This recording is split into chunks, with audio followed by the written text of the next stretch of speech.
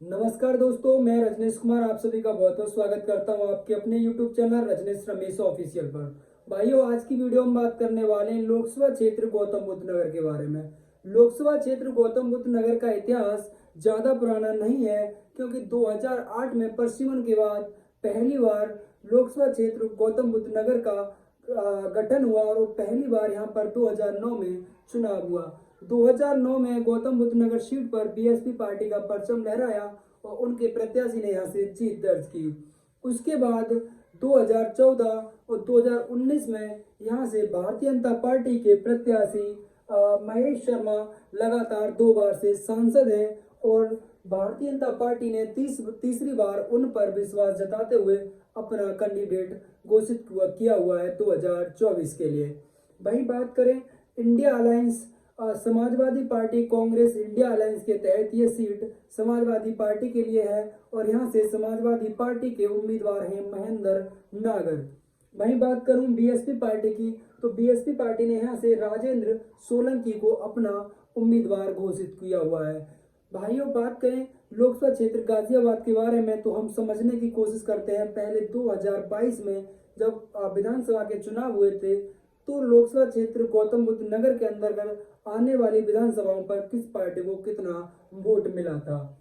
बात करूं गौतम बुद्ध नगर लोकसभा क्षेत्र के अंतर्गत आने वाली विधानसभाओं की, तो इसके अंदर 5 विधानसभाएं आती हैं। पहली है नोएडा, दादरी, जेवर, सिकंदराबाद और खुर्जा। पांचों ही की पांचों विधानसभा 2022 के विधानसभा चुनाव में बीजेपी पार्टी के पक्ष में गई और इन पर पांचों की पांचों पर 2022 में भारतीय जनता पार्टी ने जीत हासिल की। बात करें नोएडा क्षेत्र से, लोग विधानसभा क्षेत्र नोएडा में समाजवादी पार्टी के कैंडिडेट को 62,806 मत प्राप्त हुए, तो वहीं बीजेपी पार्टी के प्रत्याशी को 2,44,319 और बीएसपी पार्टी के कैंडिडेट को 16,292 मत प्राप्त हुए। नोएडा विधानसभा क्षेत्र से बीजेपी पार्टी से सांसद देश के रक्षा मंत्री राजनाथ सिंह के बेटे पंकज सिंह यहाँ से चुनाव मैदान में थे और उन्होंने यहाँ पर भारी भरकम जीत दर्ज की। इसी के चलते इनके कयास लगाए जा रहे थे कि 2024 में लोकसभा क्षेत्र गौतम बुद्ध नगर से पंकज सिंह चुनाव लड़ सकते हैं, लेकिन लास्ट में निर्णय ये हुआ कि तीसरी बार एक बार फिर महेश शर्मा यहाँ से भारतीय जनता पार्टी के प्रत्याशी हैं। बात करें अगली विधानसभा दादरी विधानसभा, तो दादरी विधानसभा पर समाजवादी पार्टी को 79,850 मत प्राप्त हुए, तो वहीं बीजेपी प्रत्याशी को 2,18,068 मत प्राप्त हुए। बात करें बीएसपी पार्टी के कैंडिडेट को मिले मतों की, तो उन्हें 40,456 मत प्राप्त हुए।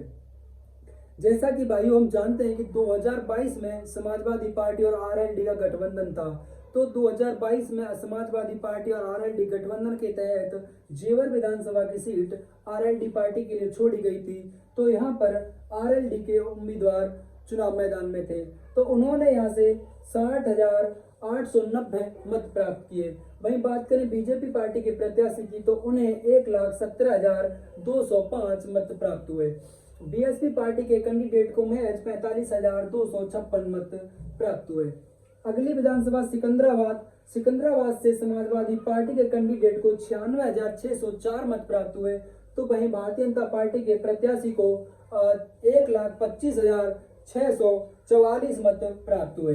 बात करें बीएसपी पार्टी के कैंडिडेट के मिले मतों की, तो उन्हें 42,634 मत प्राप्त हुए। आखिरी विधानसभा खुर्जा में समाजवादी पार्टी के कैंडिडेट को 70,377 मत प्राप्त हुए, तो वहीं बीजेपी पार्टी के कैंडिडेट को महज 1,37,461 एक बड़ा नंबर प्राप्त हुआ। वहीं बात करें बीएसपी पार्टी की, तो बीएसपी पार्टी के प्रत्याशी को 45,325 मत प्राप्त हुए। जैसा कि आप देख रहे हैं भाइयों कि 2022 के विधानसभा चुनाव में जो समाजवादी पार्टी और आरएलडी का अलायंस था, गठबंधन था, उसके तहत 4 सीटों पर समाजवादी पार्टी और एक पर आरएलडी लड़ी, लेकिन अब आरएलडी पार्टी की समाजवादी पार्टी से राह अलग है, क्योंकि आरएलडी पार्टी समाजवादी पार्टी का साथ छोड़कर 2024 में एनडीए अलायंस का हिस्सा है, यानी भारतीय जनता पार्टी का एक सहयोगी दल है।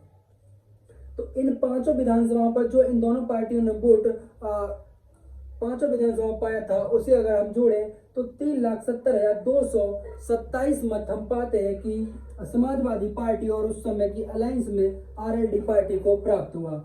आरएलडी पार्टी को 60,000 के आसपास मत प्राप्त हुआ। इससे यहाँ से हटा दिया जाए तो लगभग 1,10,000 वोट समाजवादी पार्टी का बच जाता है। वहीं बात करें भारतीय जनता पार्टी की, चूंकि भारतीय जनता पार्टी ने पांचों की पांचों सीटों पर जीत दर्ज की थी और एक बड़े नंबरों से जीत दर्ज की थी, उसके चलते इनका जो पांचों विधानसभाओं पर जो कुल मत मिला 2022 में, उसका योग 8,42,697 बैठता है। वहीं बात करें बीएसपी पार्टी की, तो इनके पांचों विधानसभाओं पर प्रत्याशियों द्वारा जुटाए हुए मतों की योग 1,89,963 बैठता है।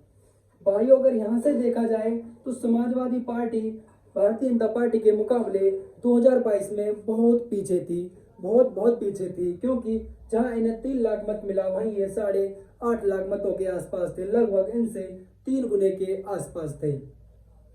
बात करें जातीय समीकरण की, क्योंकि यहाँ से तो समाजवादी पार्टी पूरी तरह से पिछड़ रही है, क्योंकि पांचों के पांचों विधायक, पांचों की विधानसभाएं भारतीय जनता पार्टी के पास है, और जो 2022 में वोट पड़े थे, जो उन्हें मत प्राप्त हुए थे, वो भी उनसे एक बहुत बड़े नंबर में आगे हैं। अब बात करें जातीय समीकरण की, तो जातीय समीकरण हम पाते हैं कि यहाँ पर एक जो सबसे बड़ा नंबर है वो है मुस्लिम समुदाय का, और मुस्लिम समुदाय यहाँ पर 3.5 लाख की संख्या में है।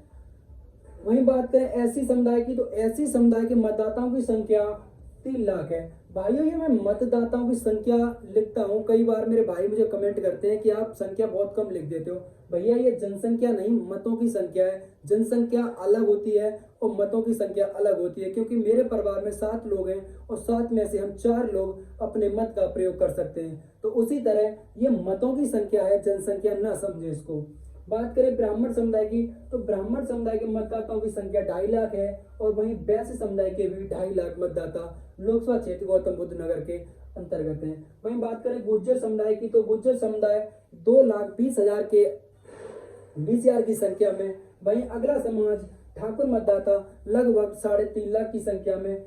जाट और यादव लगभग 1,20,000 की संख्या में दोनों ही समाज हैं। बाकी अन्य समाज जो छोटी छोटी संख्या में, वहां पर उनके मत हैं। अब एक चीज हम देखने की कोशिश करें कि यहाँ से तो समाजवादी पार्टी बहुत ज्यादा अंतर से बीजेपी से पिछड़ रही थी, तो इस बार समाजवादी पार्टी ने कैंडिडेट के रूप में चाल खेलने की कोशिश की है, क्योंकि समाजवादी पार्टी ने यहाँ से महेंद्र नागर को चुनाव मैदान में रखा हुआ है। वहीं बात करें एनडीए प्रत्याशी की, तो उन्होंने महेश शर्मा को, और बीएसपी ने राजेंद्र सोलंकी, जो कि यदि मैं ठीक हूं तो ये ठाकुर समाज से हैं।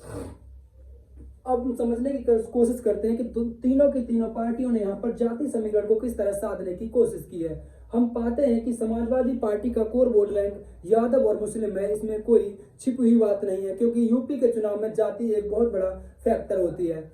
तो यहाँ पर 1,20,000 की संख्या में यादव मतदाता हैं, तो वहीं मुस्लिम मतदाता 3,50,000। अब मैं इनको जोड़ूं तो मैं पाता हूं कि लगभग 4,70,000 मतदाता समाजवादी पार्टी के कोर वोट बैंक के रूप में हो जाते हैं। वहीं समाजवादी पार्टी ने यहाँ पर जो प्रत्याशी उतारा है वो गुज्जर समुदाय से उतारा है, और उनकी भी एक संख्या यहाँ पर बहुत बड़ी है, 2,20,000, एक बहुत बड़ा नंबर है। यदि ये तीनों लोग मिल जाते हैं तो इनका जो समाजवादी पार्टी ने कोशिश की है, अगर उसको देखा जाए और ये नंबर मिल जाता है, तो हम पाते हैं कि लगभग 470 इन दो का, और इनके मिलने के बाद 690 के आसपास इनका नंबर बन जाता है। लेकिन वहीं बात करूं मैं बीएसपी पार्टी की, तो बीएसपी पार्टी ने भी यहाँ पर 3 लाख एससी समुदाय के साथ एक बड़ा नंबर ठाकुर मतदाताओं का 3.5 लाख मिलाने की कोशिश की है, क्योंकि ये दोनों लोग अगर मिलते हैं तो इनका नंबर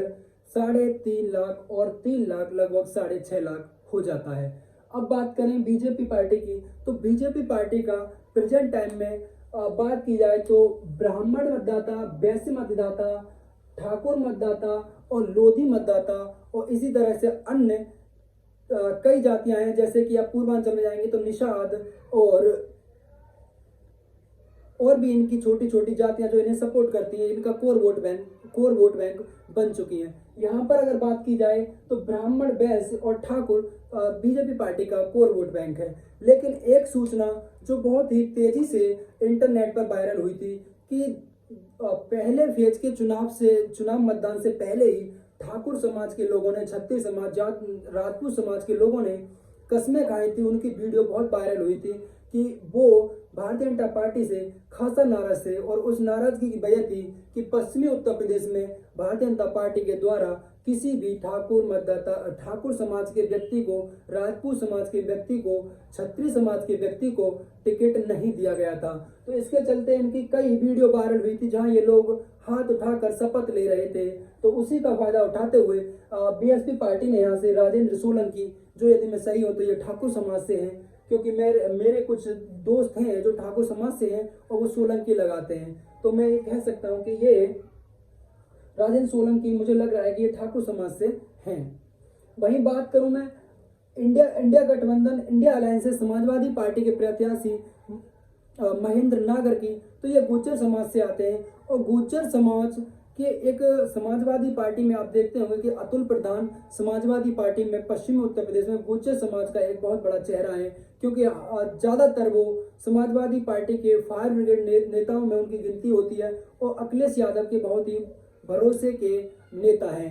तो उन्होंने यहाँ पर गुज्जर कार्ड खेलने की कोशिश की है। इसको देखते हुए तो ये लग रहा है कि मुकाबला त्रिकोणीय है और उस त्रिकोणीय मुकाबले में एक जो सबसे बड़ी अहम भूमिका है वो है इंडिया अलायंस की, क्योंकि आज से अगर हम 15 साल पीछे की अगर राजनीति को देखें तो हम पाते हैं कि ब्राह्मण और बैश्य कांग्रेस पार्टी का कोर वोट बैंक हुआ करता था।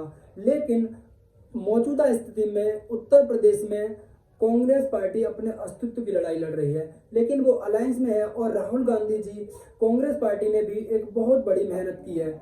मेहनत के चलते हम देखते हैं कि इस जो उनका पिछला कोर वोट बैंक था उसे कितना वापस करने में कामयाब हो पाते हैं। ये तो नतीजे जब 4 जून को आएंगे तो वहां से ही पता चल पाएगा। उसके आगे बात करें, क्योंकि इंडिया अलायंस में कांग्रेस, समाजवादी पार्टी और दिल्ली में राज करने वाली आम आदमी पार्टी भी इंडिया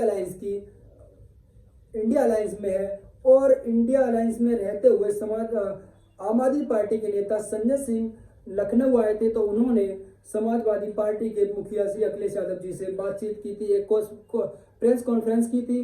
तो उसके चलते बिना किसी शर्त के आम आदमी पार्टी ने पूरा समर्थन समाजवादी पार्टी को दिया था। ये मैं इसलिए कह रहा हूँ कि जो लोकसभा क्षेत्र है हमारा गौतम बुद्ध नगर, वो पूरी तरह से दिल्ली से लगा हुआ क्षेत्र है और इसकी दिल्ली से लगे होने की वजह से ही मैंने यहाँ पर आम आदमी पार्टी का जिक्र किया है, क्योंकि दिल्ली में आम आदमी पार्टी सत्ता में है, तो उसका फायदा भी यहाँ पर समाजवादी पार्टी के कैंडिडेट को मिल सकता है।